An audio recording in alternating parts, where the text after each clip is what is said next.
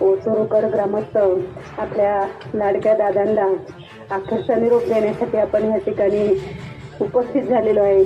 सर्व ग्रामस्थांच्या वतीनं प्रथमतः दादांना मी या ठिकाणी भावपूर्ण आदरांजली अर्पण करते। सगळे जे कार्यकर्ते आपण कालपासून पाहतोय, जे बोलण्याची कुणाची मानसिकता आहे, जो मानसिक धक्का बसलेला आहे, अजून कार्यकर्ते याच्यामधून बाहेर आलेले नाही।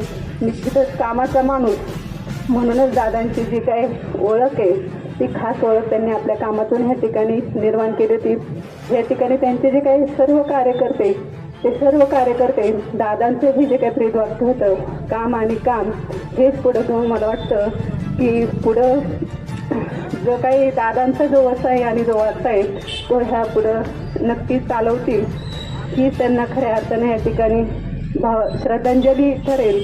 जास्त मी काही का फार या ठिकाणी बोलत नाही। सर्व ओसरकर ग्रामस्थांच्या वतीनं, ग्रामपंचायत ओतूरच्या वतीनं दादांना या ठिकाणी भावपूर्ण श्रद्धांजली अर्पण करते।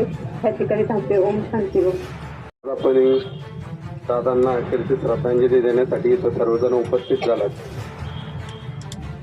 कालपासून जशी बातमी कानावर आली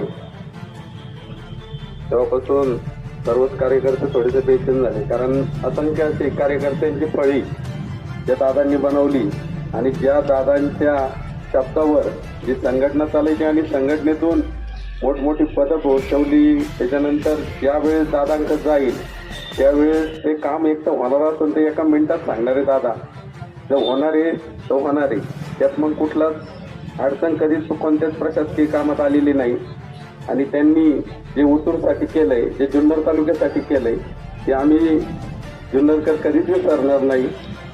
तरी मी माझ्या वतीने इथं उपस्थितीत सर्वच आमचे राष्ट्रवादीचे कार्यकर्ते, मोहित दादा असन, जयवंत असन, तुषार भाऊ असन, बापू असन, राजू नाना असतील, नाजिम भाई असतील, अतुल मेंबर असतील, सर्वच ग्रामस्थांच्या वतीने मी दादांना भावपूर्ण श्रद्धांजली वाहतो।